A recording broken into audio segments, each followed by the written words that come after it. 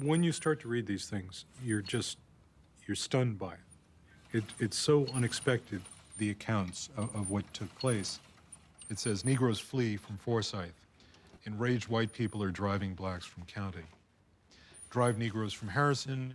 Negro residents in panic. If Bob Fancher leaves, there will not be a Negro in Boone County.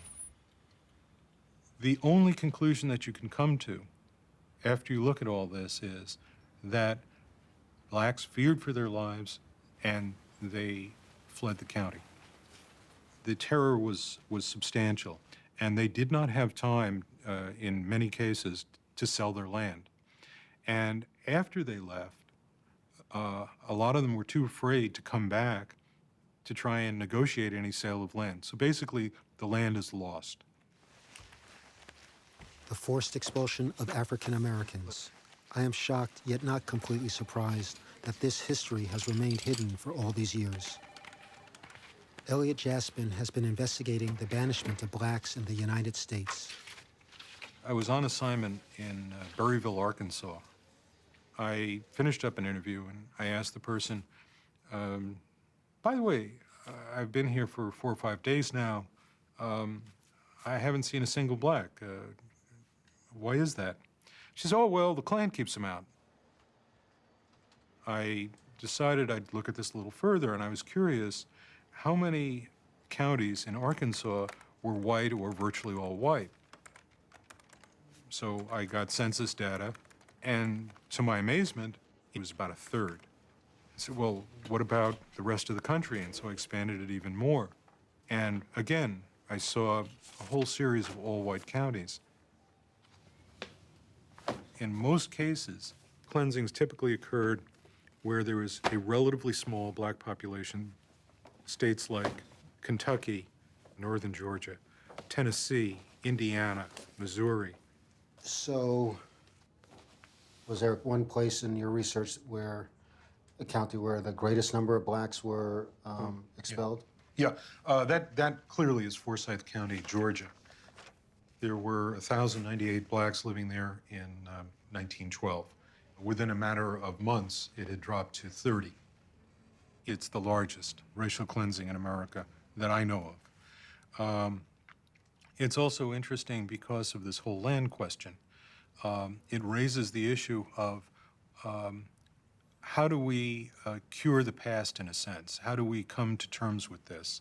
What do we do? Forsyth County is a growing suburb of Atlanta. Yet according to the 1980 census, there was only one black living there. And it's a county that remains virtually all white today. We're entering into almost used to be no man's land. If you were a person of color back at the beginning of that bridge years ago, that's where you stopped. I enter into no man's land with Dean Carter, an organizer of a 1987 march to call attention to Forsyth's racial legacy. It was a Brotherhood march celebrating Dr. King's holiday. And to most of us that would march on a Brotherhood march, that was to celebrate the fact that we didn't have any barriers between ethnic groups or otherwise. And Jose Williams called me on the phone. He said, this is Reverend Jose Williams. Mr. Williams proceeded to tell me that he'd walked with Dr. King and said that he wanted to march as long as I could commit to him that it would be nonviolent, of which I did tell him that it would be nonviolent and I would not raise my hand, not once. He had set a spot on Georgia 985 for us to meet, so we would actually get on the bus with him and come in at one time. So it all started very innocently. It seemed as though there wasn't very much like a civil rights march. It was just an outing. As the bus got to the exit, the bus stopped, and we looked.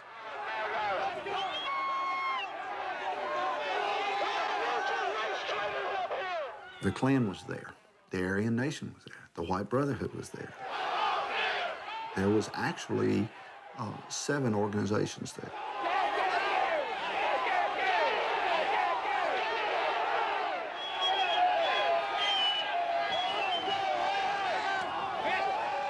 Reverend Williams said, they blocked the bus, we got to get off the bus.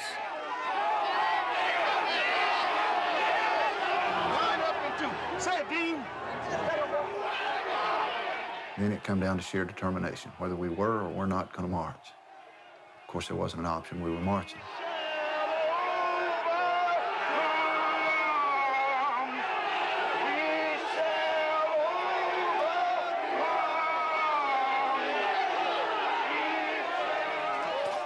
We had reached some kind of abyss where we were not supposed to be.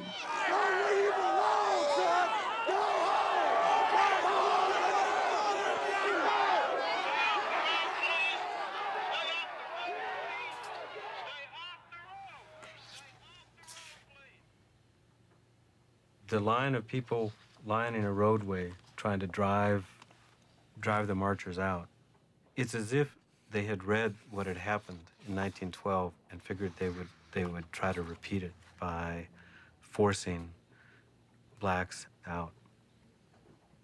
In 1912, there were 30 to 40 family groups of African-American families who had been driven from the county. We learned that they had been driven through a combination of general intimidation as well as specific acts of violence. This is my grandmother. Her name was Mattie Bell Black, that had to leave from Forsyth County. They came to him and said, all of you got to go. Tonight, you know, got to get out of here tonight, because we're going to kill you. My name is Lily Nash. My dad said that every black person had to leave. They had to be gone before 12 o'clock midnight. Everybody. My grandma, she was one of the people who left earlier in the day. This black guy was supposed to have raped this girl. And they lynched him that day. They drug him around. And then that night, they went to the black community and ran everybody out. We were about the last ones to leave, my mother and father. They were trying to stay there till the baby got a month old, but they bombed the side of the house. They burned the side of the house down. Why and who have the right to tell any man that he or she cannot live here? Because it just ain't right. You can't tell me. God gave me that right, too, to live. I just remember Grandma coming in crying, you know? She kept saying she was so hurt. They had never owned nothing before. I don't think she ever got over what happened. They had their farm, they had a house, but they had to leave it. But where is it now? Who got it? I wanted to find the land because before he died, he said, I wish I had the deeds to that land my dad owned. The notion of being driven from the land is the physical fact of what occurred. And so our effort went back to that fact as a way to get some compensation to the families who've been driven out. How you doing? After the march, the governor created this biracial committee, and I was on the committee. That whole issue of land was certainly, I think, at the center of it. I was chosen by the Chamber of Commerce to be on that committee. It gave a forum for our community to say, here's how we perceive this, here's things we can do. And our counterparts had the same opportunity, total freedom of speech and freedom of debate. The African-American descendants of those landowners began to wonder, don't they owe us the land? Can't we at least get the land back? The issues on reparations with land and giving back land, that was virtually a non-starter. Nobody's going to, you're probably going to have a big little agreement on that. We didn't have that. It was recognized at the very outset that it would probably be a futile effort to try to find a statement or a position on all of these various issues on which both sides could agree. In any effort of this nature, it takes time to review and achieve progress. We will see some of that. It may be slow at first. It may take several years to see fruition. And day after day after day, we met. And at the end of that year, we had to turn in a segregated report to the governor, their side and our side, because they would never admit that there was any problem. Never any acknowledgement that the black people would ever even run out of the county.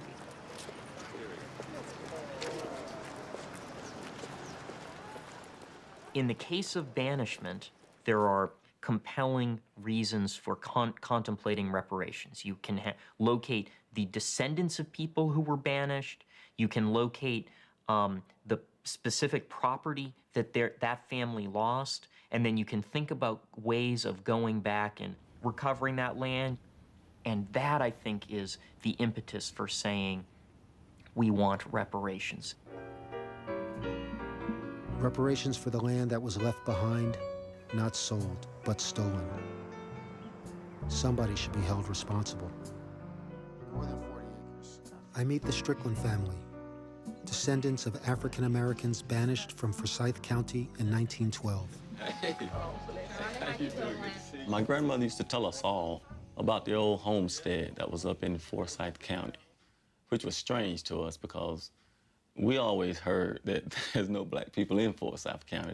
That's what we were always told. There used to be a saying that we even as young kids heard, you know, don't let the sun go down on you in Forsyth County. How are you? Good, you? I'm doing fine. My grandmother, Mama, is 95 now. It's just like yesterday sometimes when she talk about it, that she can remember the land that they had there. Oh, you think about the land every once in a while? The land? The land yeah. up where the... I'll always think about it. She really hates that they sold it. Even though I think it was under duress because of the pressure of the times and the heat from the, I guess it was racism. The land that we She's the one that kept the fire burning inside of us because she would never let it go. And she'd say, I want to go up there and see the old homestead. I kind of started thinking, you know, she mentioned that so much, I want to assist in that. And then we kind of planned a trip up there. I'm surprised to learn that the Stricklands still have a family burial ground in Forsyth. But it's located on white-owned land.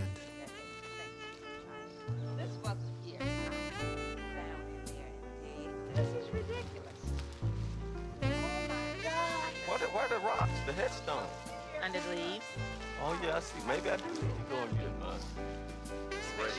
Yeah, that's what your granddaddy, I guess, is one of those that we don't know which one they are. But I think the headstones are right over in here. This ain't no grave site. Got all this junk down here on our land. And you know, it just made my stomach sick when I saw old truck doors and truck axles and just general debris and garbage. Yeah, we did. Their hard work helped build this place, but they didn't count. Throughout the United States, Banishment Cemetery is a reminder of what has been lost. It's tangible evidence of the community that once existed there. It is a monument to the past, right? We think of these often as cities of the dead. There are still African-American inhabitants of these banished communities. Just think this was my granddaddy's land, and it was. 80 acres of it, but there were also around 2,000 acres in all that belonged to different people. But where and who and how it got gone, we don't know. Yeah, there's one right over here. I don't know, it's a strange thing. It's some feel about it that's real for me. It's like standing where my ancestors stood, you know. There's a piece here from our beginning in this land. Oh God, we thank you for this plot of land we're standing on. And we're just thankful that the stories that our grandmothers and our grandfathers told us, and we're able to come back and see for ourselves the plot of land. Now that we know where it is, we could put a fence around it, go back periodically and keep it clean and make it look like what it is, sacred ground. To us, it's sacred. So.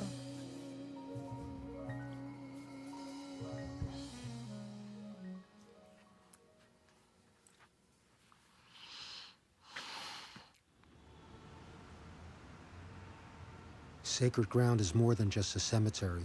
It is their family land that should have been passed down through the generations. I follow the Stricklands as they search for the deeds to their ancestors' land. We're looking for Strickland's original homesteads. Show you where the older books are. Okay, you're looking by name? We have some names. Morgan Strickland, Jim Strickland. We found out that my granddaddy had a nephew that we didn't know about. We didn't know what happened to his property. I think you should go back to find out when the land was purchased. Oh, there's one right here. See, that's Morgan Strickland. Strickland there. And this is May 14th, 1910. His heirs and assigned all the following described properties. Forsyth County. Known and distinguished by lot number 1012. 37.5 acres, more or less. At the courthouse, I was really concentrating on trying to figure out how the land left Morgan Strickland's hands. Lot 12 or so. We just couldn't figure out how it no longer became his. How would I go about finding out who he actually purchased the land from? You can go from what we know currently and trace it backwards. And when you look up their deeds, it will tell you who they bought it from and work your way back to find out who they got it from and who they got it from. Okay. We saw where the land became owned by other people and sold by other people, but we never found how it was sold. And it was like Morgan owned it one year, and then the next year it was sold by somebody else totally. These are the same books that are back there. Right? What So road this is this? property is 1012, Hope Drive. Yeah, Hope. So these properties are 1012. So You the mean this tax whole records will thing is find out. 1012? Right, Yeah, the whole this thing. square. Wow. It appears like there's some funny business where it may have literally been taken. And then maybe even deeds fabricated or something is the impression that it leaves me with. Something don't tie together, something don't jive. There's a missing link between when it was in our hands or Morgan Strickland's hands to in the hands of the people who sold it to the people who are there now. We've reached what we can do. The rest of it's going to have to be up to the title attorney and research it back. Justice is really what we're looking for here. Justice, because somebody took advantage of a situation. When I started to research Forsyth County, one of the things that came up was a story that appeared in the Atlanta Journal-Constitution, which said people were driven out, but no one lost their land. Everybody was able to sell. This didn't seem to make sense to me. So what I did was I went through every parcel of black-owned land to see, indeed, what did happen. With the black-owned land in Forsyth County, what you see is a sale from somebody to a black landowner. And then you don't see the next deed. There's no sale from Joe Smith, the black landowner, to John Doe, who is white. As you go back down the chain of title, what you find is that at some point you run into a hearing for adverse possession. Adverse possession is the way that people have of taking title to property without buying it. And it's of great relevance in these banishment cases because as soon as the African American owners are off the property, some white folks or other folks come on and start using it as though it's theirs, and then after a period of time, it is theirs. Right? And so what you have is this combination of violence with the legal system. Violence to run folks off, and then the legal system to change title. One of the interesting things about the Morgan Strickland land is that there was obviously an attempt to cure the title by adverse possession. Morgan Strickland buys the land. He then has to run for his life, and he leaves the land behind. I mean, he can't sell it, and so he's gone. You have a whole series of sales of the same piece of land. When you look at the public record, what you find is that when it's sold again, the lawyer that's handling that sale is Phil Bettis. He then goes on to become the head of the biracial commission representing Forsyth County. This is a deed. A fellow named Morgan Strickland bought a piece of property, and Morgan Strickland was black, and he left along with everybody else. This was of particular interest because when the Hesters bought a lot on lot 1012, you were the title attorney. And following it all the way back is this, which basically says the previous guy owned it by adverse possession, which is to say there never was a sale from Strickland to anyone. And this is not the only one. I found half the black-owned land apparently was never sold. Is this sort of an open secret in your community? No. When I'm researching title back 50 years, I don't go back to 1912. That's not on my radar screen to research a title in 2005. I'm talking about 1984, when the Hesters bought their land. Right, I am too. And you did the title search. You went back 50 years. That would have taken in all of these transactions, every one of them. And these transactions, the one from Teams to Terry, is clearly phony. Phony is a harsh word for that. You're really, I'm looking at a sworn affidavit that says that title is acceptable. That's acceptable by title standards in Georgia. I think it's phony to say that I claim title to that property if I've ignored my rights for almost a century. Somebody slept on their rights for almost 100 years, and we're still dealing with an issue. When do we complete that cycle? Now, the descendants of Morgan Strickland, of his family, what do you say to them? When I've lost something, particularly my farm or my land, if I feel that's unjust, what invigorates me any more than to go protect that? Federal courts were wide open at that time. They were present to do that. You don't feel that there's any, if not legal, moral obligation on the part of this community to make this right? I feel compassion to the point of, should our community say this is something we should address? Yeah, it's a difficult question. I mean, I feel that sorriness for them. I feel that compassion, but it's been a long time. Let me ask you a question. What if your grandfather grew up here? Do you owe reparations because he grew up here? Because of a regional presence, do you think that you're responsible for reparations? Do you think taxpayers should pay? Your report echoes exactly that sentiment, that the black community is not due reparations for land that was lost during this racial cleansing. Cleansing is an incredibly offensive word. What happened here, and the historical record is extremely clear, is that a person of color in this community, they were ordered to leave. And they weren't ordered to leave because they had done anything wrong. They were ordered to leave because they were black. That is a racial cleansing. I think Phil Bettis embodies the kinds of contradictions and problems that the county itself faces. He has fashioned what is basically a fable of what took place in Forsyth County. And the fable goes that, yes, there were unfortunate things that happened. Yes, some blacks were threatened, but we bought the land from those people who left. And so there really was no injury. And that's a very comforting story. It's not a true story, but it's a comforting story. Whose story is the true story? Who has a right to the land? The whites who live on it now, or the blacks who abandoned it in terror in 1912? I don't know. One thing is certain, how valuable the property and homes are today.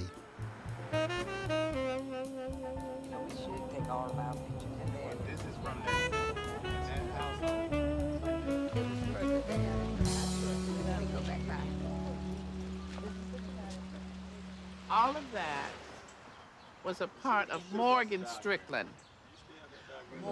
Morgan Strickland, right? This is the 15 acres, the subdivision, but those larger lots are this way. Pretty land.